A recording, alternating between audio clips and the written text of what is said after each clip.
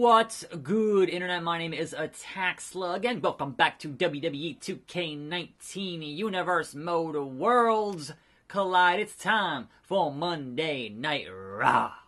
Our first match of the evening, we get Batista and Mr. McMahon one-on-one, finally. And so I welcome you to a fine Saturday here on the program. What is he doing? He's turning around. He has some help, folks. Mr. McMahon has some assistance. Will this be a handicap match? Or will it be Batista fighting somebody else and not Vinnie Mech? Bow, bow, ba-dow, bow. No.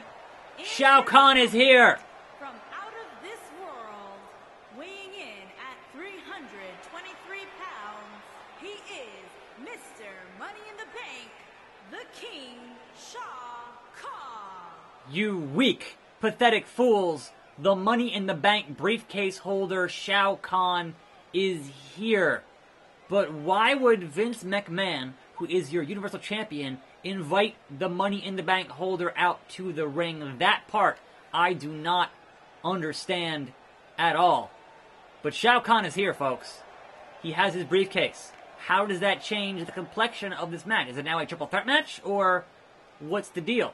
Has Vince gotten into an agreement with Shao Kahn that one of them will pin Batista, or is this just now a one-on-one match? Like, why would Vince bring out Shao Kahn to fight Batista when Shao Kahn is also going after Vince's title? I don't understand what that deal is. But anyway, shock and surprise here on this fine Saturday afternoon, if you will. We have the power of Shao Kahn.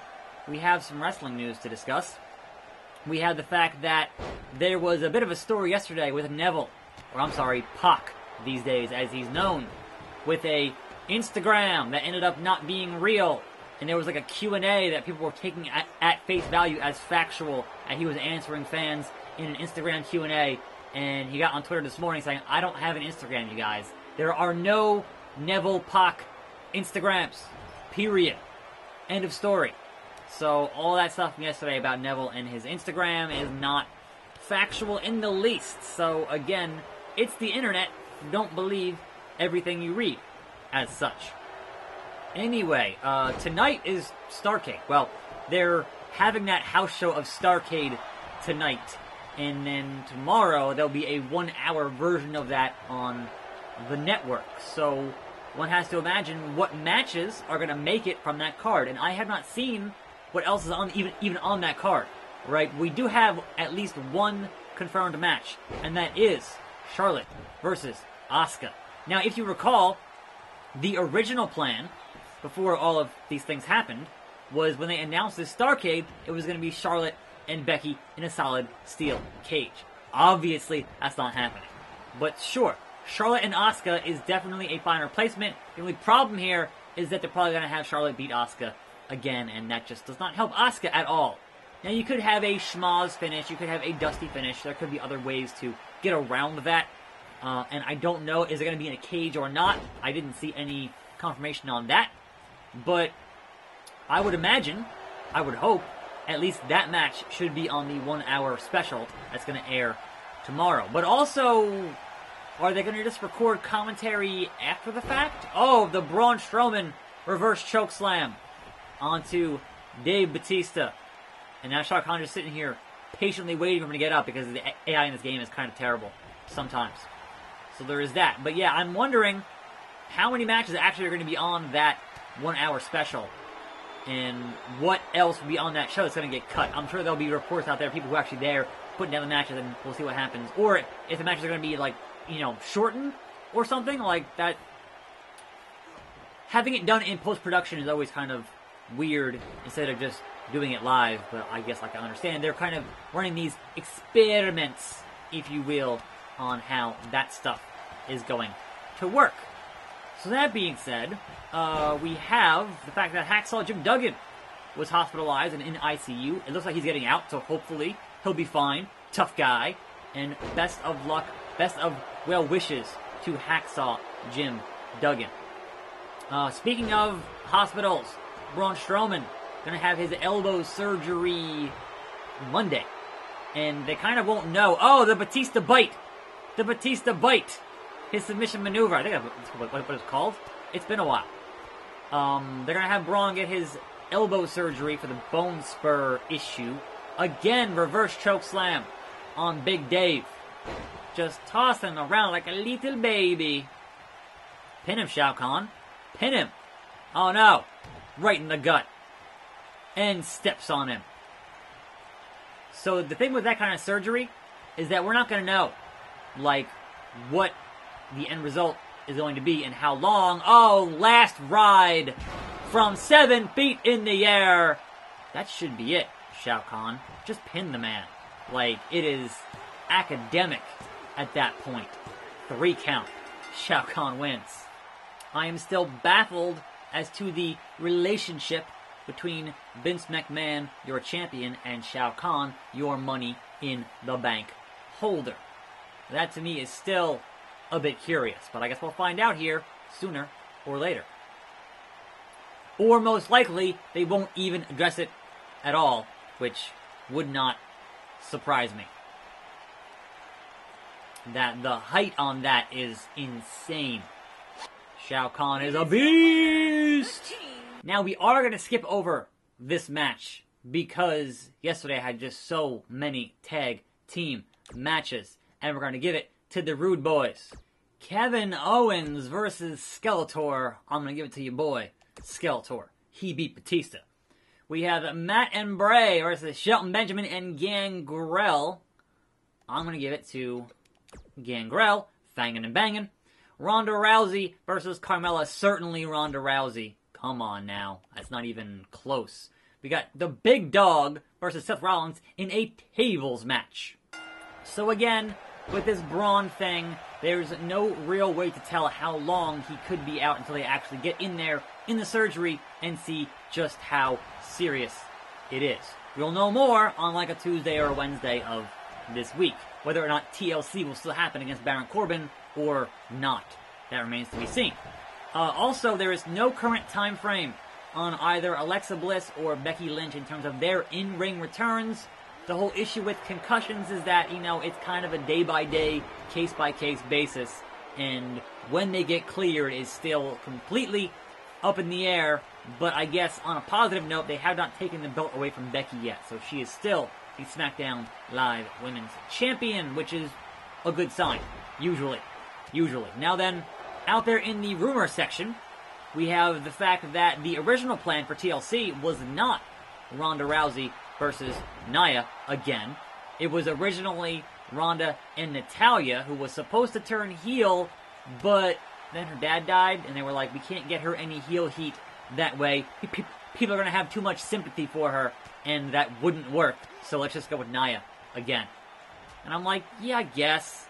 But look, there are always ways to get heel heat. It just depends on how dirty you want to go, how dastardly you want to be. Believe me, she could have gotten heel heat by crapping all over her dad's legacy. Like, that's not a hard thing to do. It's just, if she didn't want to do it, understandably so, then you don't do it, right? But if the performer can separate themselves from, you know, their personal life and the character, and you think this is going to work for the character, then that's kind of what you do. But they went with a different direction on that whole bit of business. And honestly, considering how Natalya usually is as an actress, I'm not sure that she could have even pulled that off in being mean about her dad. I'm not sure that would have really worked. Anyway, it wouldn't have seemed genuine because she's really not that good on promos, so no offense. Anyway, also rumors going on about a UK performance center that could be announced somewhat soon at their next set of tapings for, I guess, NXT UK and such. And that obviously brings more concerns about them trying to decimate the UK indie scene, which has been thriving as of late. And now, we can't have any other potential competitions. Let's just kind of plant our own flag here with a building and say, oh no, come here, work for us, get tied up with our contractual obligations, and therefore you can't work for a Progress or a Rev Pro or whatever else, you know? Like, there are all kinds of other options there you could be working for, getting more, getting your name out there higher on the indies And if you get tied up under an NXT UK contract, sure, it's guaranteed money, but your profile might not be as big as you would want it to be. And, you know, not having the kind of matches you would want to have, and that kind of thing. So, that all is, well, I've discussed that here on this show a number of times. And, oh, big dog bites. Bite, dog, bite, bite. Missed that entirely. Bite, dog, bite. But Rollins here, determined to take out the big dog. So, that is kind of what's going on with that stuff, obviously. Still rumors. Frog splash from Rollins. Still rumors, and nothing quite confirmed yet. But that seems to be one of their directives, is establishing more NXT performance centers in different parts of the world, in different countries, and that requires, you know, staff and wrestlers and trainers, and that's a lot of work to get set up somewhere outside of your home country, and that whole thing. So I'll be curious. Oh, busted him open. How they end up handling that, and if it ends up being a good or a bad thing for the business overall, to be honest. Here we go. Rollins going for it. Buckle bomb through that table. Seth Rollins defeats the big dog. Now who's barking, big dog? Now who's barking?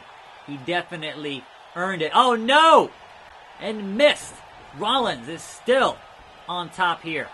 And still taking out the big dog, who I guess no-sold that table spot entirely. It is Monday Night Rollins, not Monday Night Dog. And your main event, which is why I skipped that tag match, is a 5-man Braun, Trips, Alistair, It's-a-me, Mario, and Goku. Now, certainly a weird bit of interpromotional rivalry, so will Ciampa show up on Raw to attack Triple H? That's a good question. Triple H obviously on all 3 shows, so how does that work? Here we go. So happy this game finally has 5-man matches after waiting a number of years for 5-man matches. Now then, we have one final thing to discuss today, which has been in the news the past day or so, and this is the Lars Sullivan old forum posts deal, which have been gaining some traction and have some folks wondering, will they punish him in any way for those old forum posts, which seem to, like, I've seen a varying range of dates, some as old as like 04 or 05, and some as recent as like 2012, 2013, like right before he got signed to NXT type stuff. And will that come back to haunt him with the fact that he is currently supposedly going to be on the main roster soon? And what he said in those posts was not particularly great. So there was that. And as someone who's been on the internet for a long time, I would say since 1996 or so. So yes, I've been on the internet a long time. I've been posting on forums for a long time. Under various incarnations, under various names, on Nine Inch Nails boards, on Nerdcore Hip Hop boards, on gaming boards, GameFAQs, wherever else. I've had, you know, a number of different accounts on a number of different boards. And I will tell you this, I never said anything as racist as Lars did, or as stupid as Lars did, but, you know, I'm me and he's him. And if you have to be held accountable for your actions and who you are, then that's kind of what it is. The bottom line is, if you don't post dumb shit on the internet, then it won't come back to haunt you 10 years later. So basically, people go back and find my old thousands and thousands of posts on various boards, and you aren't going to find anything incriminating, because I didn't post anything incriminating. And that's just kind of, you know, you're going to find a lot of discussion on video games, and anime, and music, and that kind of thing. So, yeah, that whole thing is going to be interesting if they actually take any actions on him. And honestly, it would kind of make them a little bit hypocritical as a company if they did, considering they just had Hogan back on TV, given what he said. That was very, very publicly out there. And to punish Lars, well, alright, so it's not quite apples and oranges, because Hulk Hogan is Hulk Hogan, Lars is Lars, right? So the money difference there from your advertisers and your, you know, people who would want him on TV for the attention is a big, big difference. But, like, if you're not going to hold everyone to the same standard, what are you doing? Really? As a company. Like, if you have a social media guideline, oh, the black mass kick from Goku to Mario. Boom! Just clocked him. And now, will we see the Kamehameha from Goku to Mario. Triple H, Alistair, getting into it, and Mario kicks out from that black mass kick from Goku. But Goku definitely has his finisher now. He has the Kamehameha. Alistair taunting, Goku busted open by Mario. I'm not sure what his finishers are, but, you know, flapjacking him. Braun, gonna do his Braun deal here. Power slam to Goku. Boom. And will he get the 3 count? No, broken up. Broken up in this 5-man bit of shenanigans here. So, again, we'll see if any of what Lars said actually affects his career going forward, given how this company typically acts with superstars and that kind of stuff and how old it is. I feel like that's going to be whatever. Like, not much, if anything, will happen to Lars. I mean, I guess it depends on, you know, if people actually get a hold of sponsors and complain to them about what he's done. So that, if it just ends up being like a small internet thing that only the internet cares about, then that's not really going to bleed over into real life as much as it normally would. Anyhow, we have just these men going at it. Clearly, everyone wants to win the main event of Monday Night Raw. Spinebuster to Mario. It's a me, the gamer. So will Mario get that pedigree? We got Goku reversing Braun Strowman with a spiked DDT, impaled him. We know Goku has that Kamehameha, and Trips has that pedigree. So Mario here just getting blasted from both sides. It is a little ridiculous on that. Aleister Black still recovering, and Braun doing Braun stuff. Like, obviously, Braun's going to go after the toughest guy here in the ring, which is Goku, who is 100. I'm pretty sure. And then there goes Aleister Black, who kind of seems to be a little bit out of sorts in this match. Like, a bunch of huge names here, and then Aleister Black. So, I don't know. Like, I'm pulling for him, but who knows. Also, the AI continues to be done with this whole, I'm going to stand here and wait. Like, patch that, 2K. Seriously. Somebody hit a finisher, I swear to God. Somebody do a thing. I know it's a 5-man. It gets confusing. I get it. But somebody do a thing. Good God Almighty. Here goes Triple H. Getting hit with that riot kick. Aleister Black. Will he hit the black mass on Mario? Will there be 2 black mass kicks? One from Goku, one from Black onto Mario. Pop. That might be it. That might be it, folks. But Goku gonna save the day once again. That's what he does. That's kind of his gimmick, is saving the day.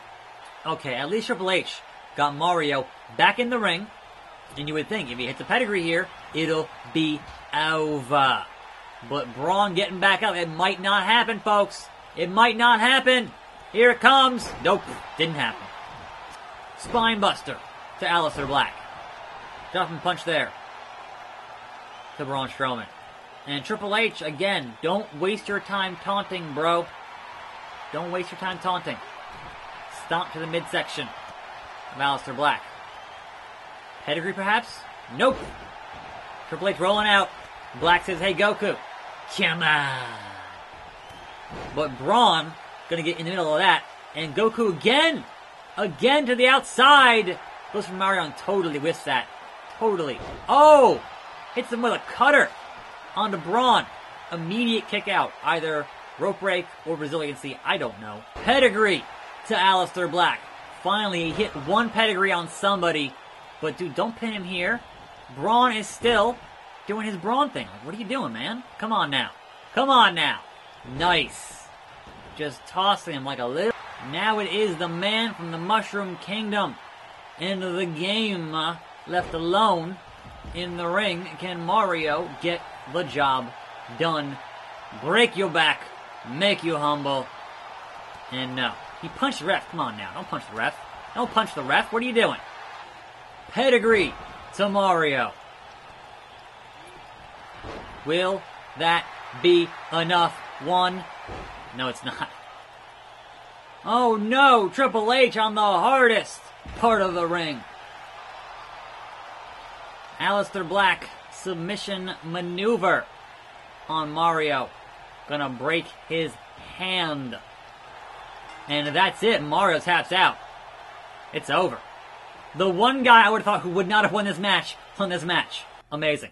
And there you go. A very bloody 5-man on Attack Slug.